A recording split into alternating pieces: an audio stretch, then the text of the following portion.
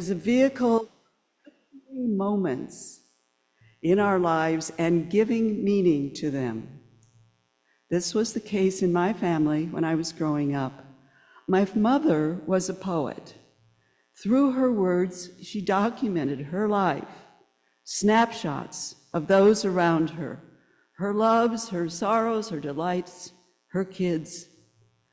Her carefully crafted words revealed her inner and her outer life. Her tools were simple: a pencil or a pen, if she could find one, and any piece of paper that was handy, including a table napkin. My father, on the other hand, was the photographer. Cameras and light meters were his tools. He dealt with the complexities of lens, aperture, focus, film, and so on. But his goal was the same as my mother's: to document the goodness and beauty in his life. His gifts were shown through light and shadow, image, and understanding of the physical world. He was a geographer after all. My mother expressed her gifts through words, through poems which live on. Besides poetry, we have a second theme for this service. The theme of the month is imagination, and it is our goal to consider both poetry and imagination in this service. So far, we've seen Dr. Seuss's story of the places we all could go, and in our John Lennon's wish for the world he loves. It seems to me that all creative arts require some imagination to take a person to a level above what is, to enable a person to see their situation through a different lens, to find meaning and life in what might otherwise be overlooked or dismissed.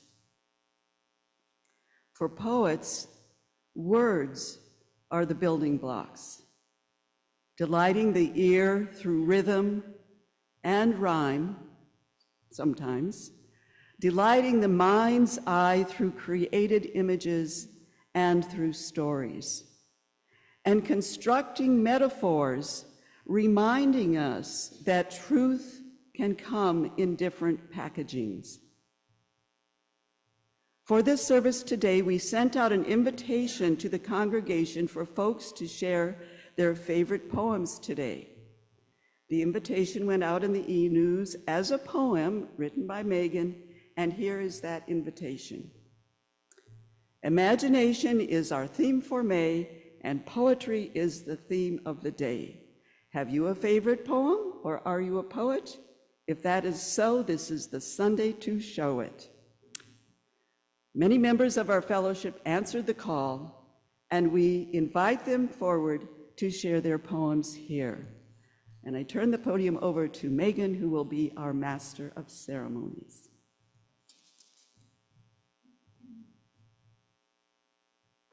Well, I can just introduce people as they come up. Our first poems are with Wayne Shem, so here we go.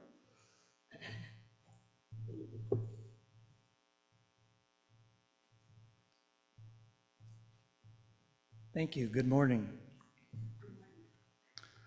One of my favorite poems, poet, is Lawrence Ferlinghetti.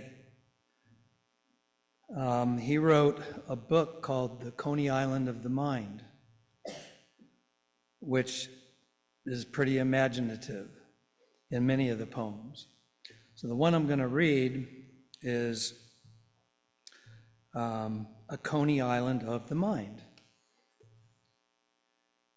In Golden Gate Park that day, a man and his wife were coming along through the enormous meadow, which was the meadow of the world.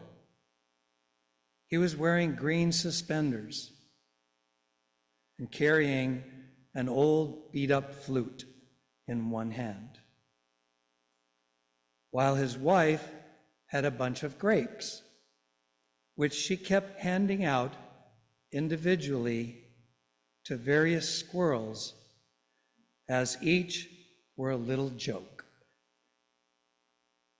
And then the two of them came on through the enormous meadow, which was the meadow of the world, and then at a very still spot where the trees dreamed and seemed to have been waiting through all time for them, they sat down together on the grass without looking at each other and ate oranges without looking at each other and put the peels without looking at each other, put the peels in a basket which they seemed to have brought for that purpose.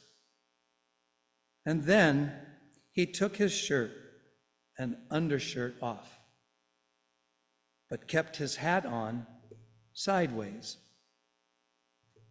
and without saying anything, fell asleep under it.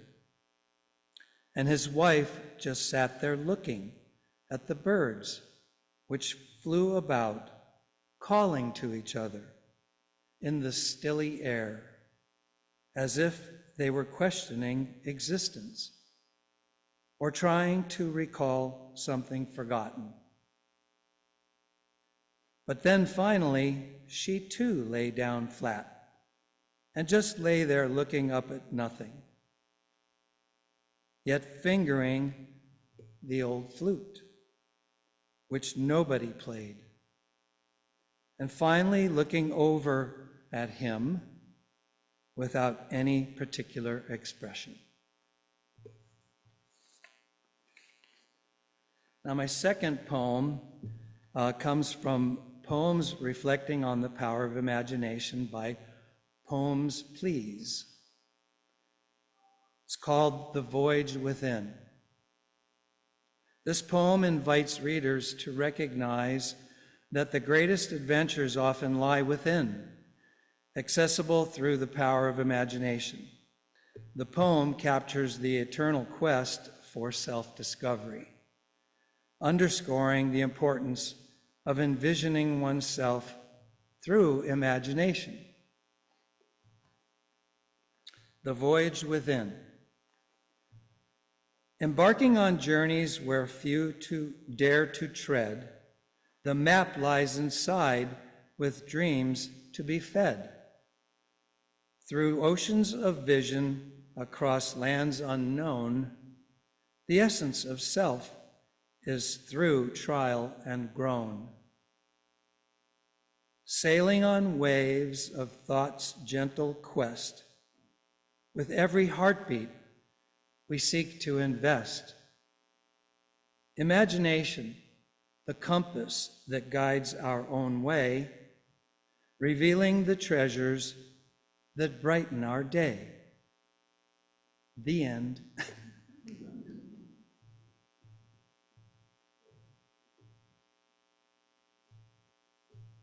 Thank you, Wayne. Next, Larry Gendro is going to read to us.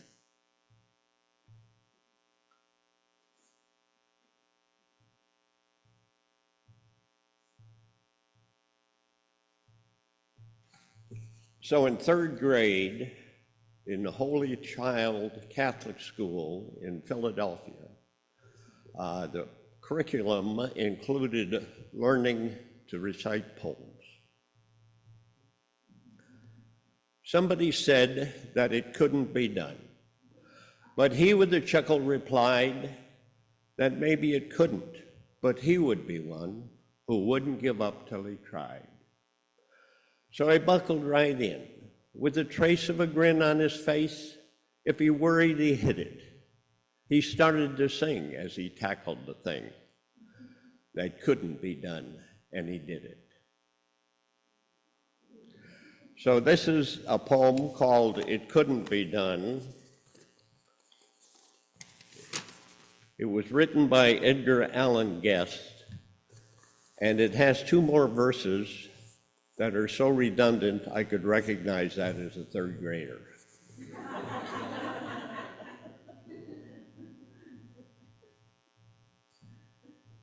David?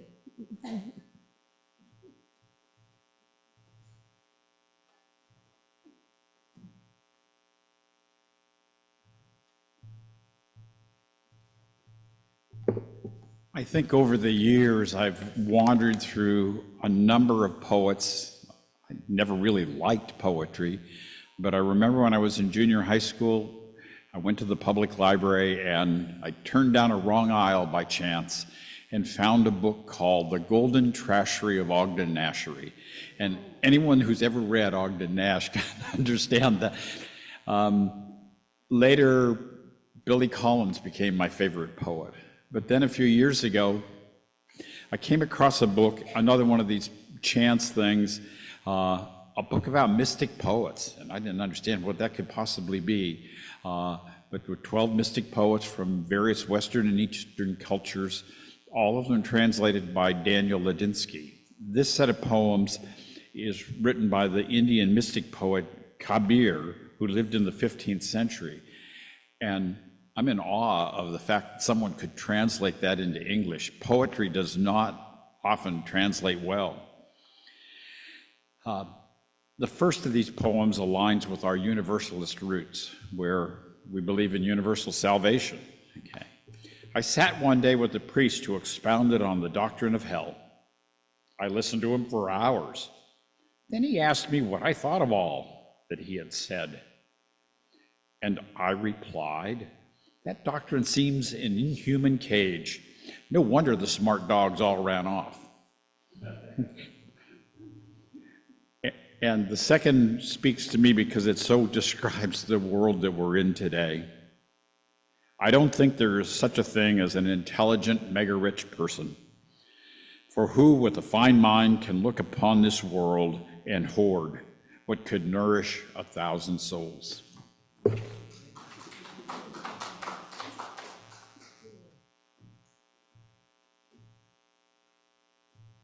Bev?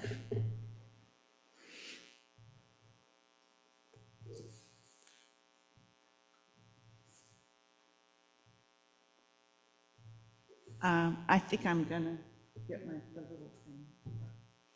I'm feeling short today. Okay.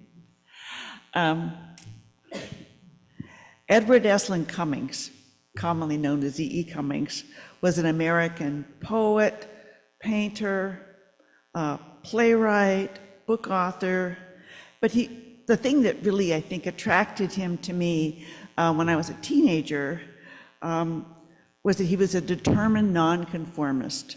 And maybe because I grew up in a family where conformity was highly valued, he just really spoke to me.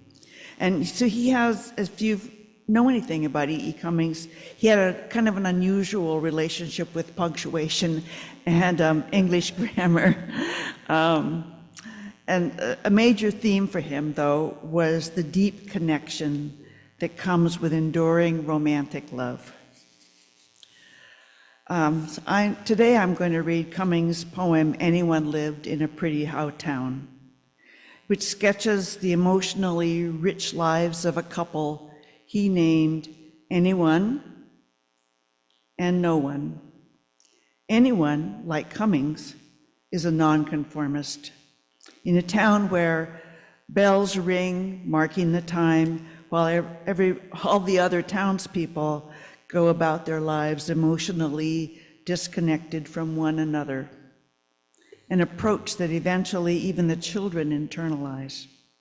By contrast, anyone and no one develop an enduring love that allows them to live full, meaningful lives, even in a society that encourages people to simply do the dance, be the conformist, that promotes disconnection and self-interest. And I feel as though this poem was written 80 years ago, but I feel as if it could be written today. In it, as the seasons passed and people live their self-centered lives, anyone and no one dance their due, nurturing a deeply fulfilling relationship that endures even after death. So I give you Anyone Lived in a Pretty How Town by E.E. Cummings. anyone lived in a pretty how town, with up so floating many bells down, spring, summer, autumn, winter. He sang his didn't, he danced his did. Women and men, both little and small, cared for anyone not at all. They sowed their isn't, they reaped their same. Sun, moon, stars, rain. Children guessed, but only a few, and down they forgot as up they grew. Autumn, winter, spring, summer, that no one loved him more by more. When by now, tree by leaf, she laughed his joy, she cried his grief. Bird by snow and stir by still, anyone's any was all to her. Someone's married their everyone's, laughed their cryings, and did their dance. Sleep, wake, hope, and then they said their nevers, they slept their dream. Stars, rain, sun, moon, and only the snow can begin to explain how children are apt to forget to remember, with up so floating many bells down. One day anyone died, I guess, and no one stooped to kiss his face. Busy folk buried them side by side. Little by little, and was by was, all by all, and deep by deep, and more by more, they dream their sleep. No one and anyone, earth by April, wish by spirit, and if by yes. Women and men, both dong and ding, summer, autumn, winter, spring, reaped their sowing and went their king. Sun, moon, stars, rain.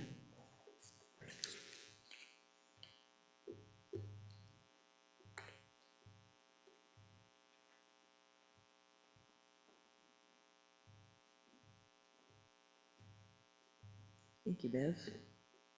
Shakti.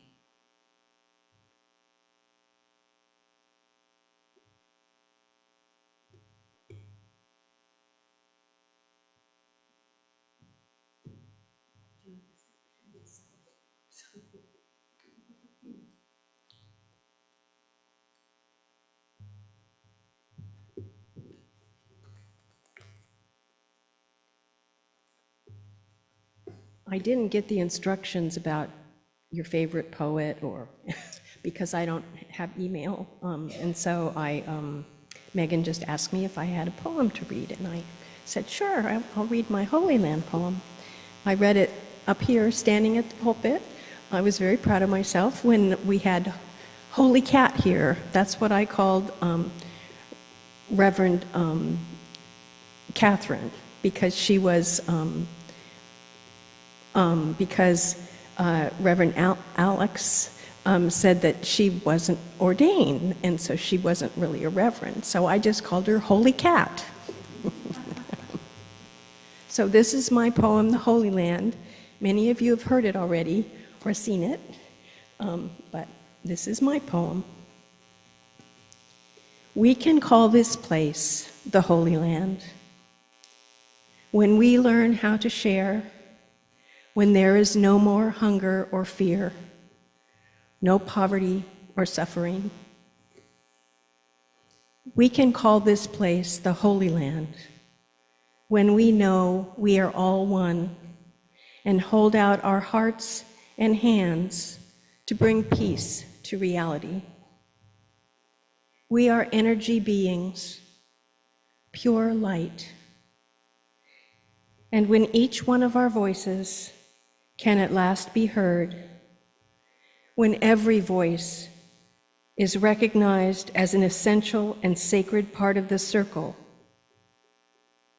when each voice is protected and honored, that Holy Communion will transform our very human being and our place. Only together can we enter here, making the dream real.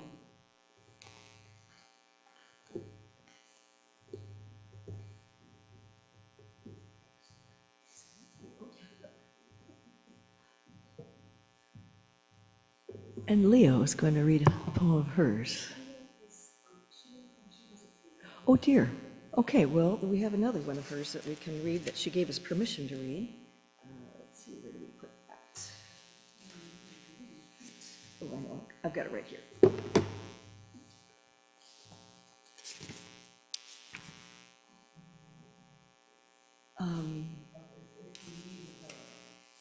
I don't need filler, but if you, let's see, how we're going to do this tiny one. Sure, come on up and read your poem. Let's do that. Okay.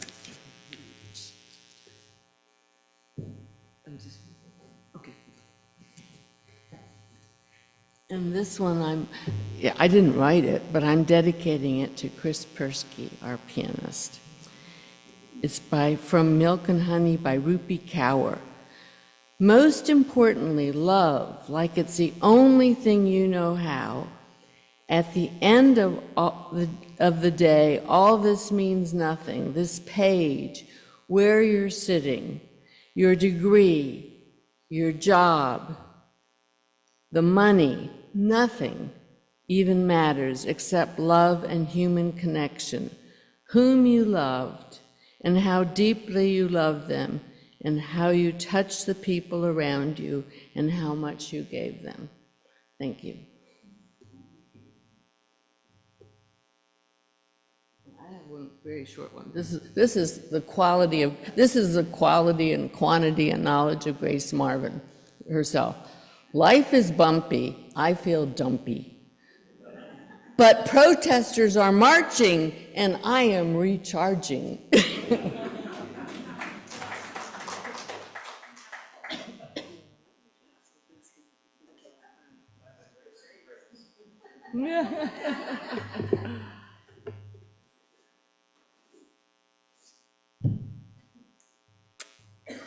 In the interest of time, we will not read Leo's poem, but I want to let you know it's the one that was read on Easter, The Water's Voice, Earth's Heartbeat, and it's beautiful. It's in the order of service from that day.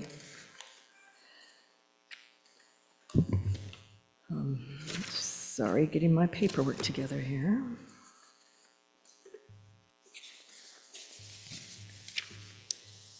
This month's theme is imagination. There's a lot to say about imagination and how it expands and enriches our lives, among other things, in the form of poetry, which we are celebrating today. But there is a dark side to imagination, an aspect of imagination that is rooted in fear, and that is the imagination of the scary, of the worst-case scenario. It starts in childhood. Think the monster under the bed. It continues in adulthood when we imagine disasters, crises, or simply bad luck affecting our lives, the lives of our friends and family, or encompassing the state of the world.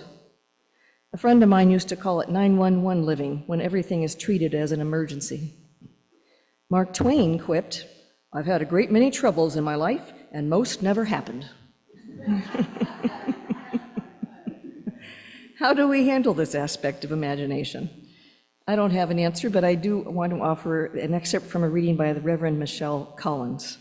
And she writes, "I watch and read the news with trepidation these days, never sure what new twist or challenge might emerge, never sure what new directive might get announced. I imagine the worst and prepare for it in my mind, as if worry were a form of protection. My imagination is not necessarily my friend. And yet, I know that imagination is also how we dream of something better. The same mind that can spiral into fear can also envision a different world where possibilities bloom instead of wither. If I can imagine worst-case scenarios, I can also imagine resistance, resilience, and hope. Perhaps my imagination is not necessarily my friend, but maybe, just maybe, it can become my ally." So we're going to continue with a few more poems. And next would be Will Furr has one to read to us.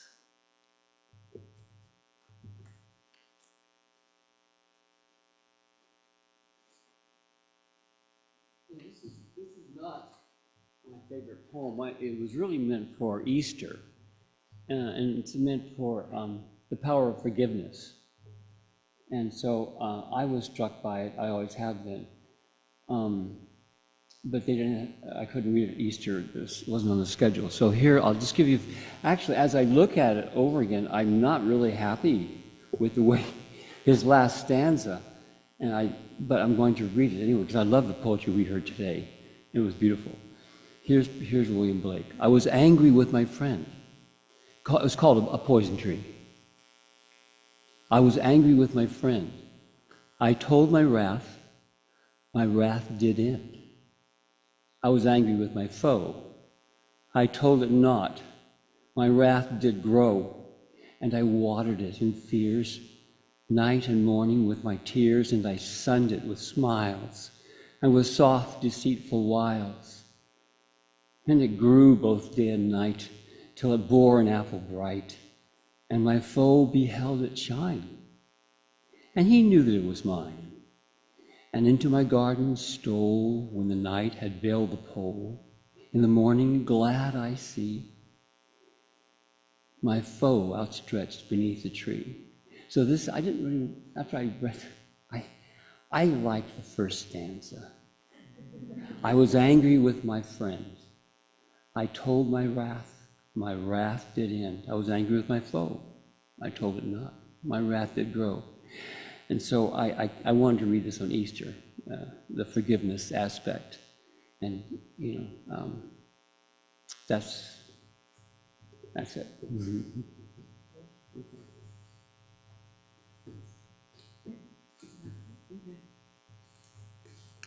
This poem was submitted by Marvy Mueller, but Marvy is visiting a grandchild, and so I'm reading it in her place.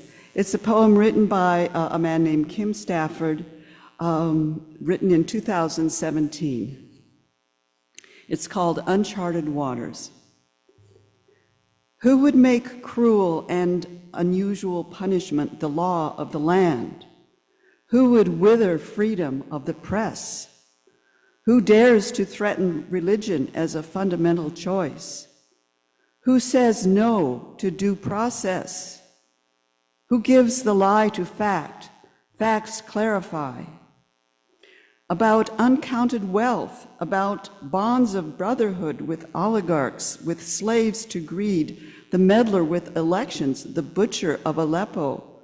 Who made him God above women, men, children, earth, and the wind? Lost in his own rich myth, he will need the map we make with our voices, our lives, our fortunes, and our sacred honor.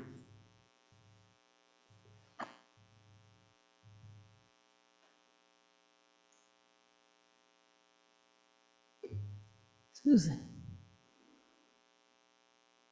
I'm kind of sorry that poem's still applicable today.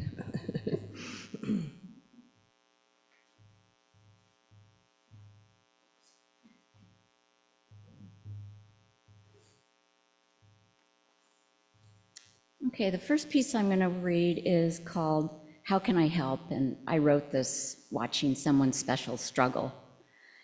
It isn't just you. It isn't just me. You don't have to plan it alone.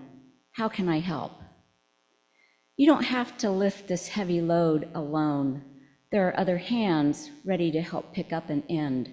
How can we help? I know this burden, this pain is yours. You've told me many times, but my heart hurts when I see you, feel you, lift it once again. The second one is titled Poet's Tree by Shel Silverstein.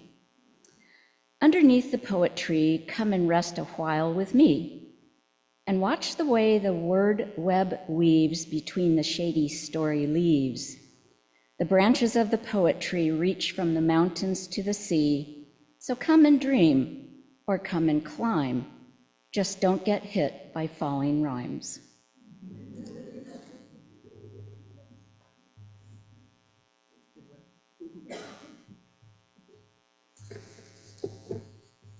We've heard from some wonderful poets, both among us and famous in their own times. I'm going to finish the poetry readings with a poem by Mary Oliver, and Marvy suggested this poem. And we have to have Mary Oliver, don't we? So, yeah. And we have Marvy's painting, too, which is appropriate to this poem. The Summer Day by Mary Oliver. Who made the world? Who made the swan and the black bear? Who made the grasshopper? This grasshopper, I mean, the one who has flung herself out of the grass, the one who is eating sugar out of my hand, who is moving her jaws back and forth instead of up and down, who is gazing around with her enormous and complicated eyes. Now she lifts her pale forearms and thoroughly washes her face. Now she snaps her wings open and floats away. I don't know exactly what a prayer is. I do know how to pay attention, how to fall down into the grass, how to kneel down in the grass, how to be idle and blessed, how to stroll through the fields, which is what I have been doing all day. Tell me, what else should I have done? Doesn't everything die at last and too soon? Tell me, what is it you plan to do with your one wild and precious life?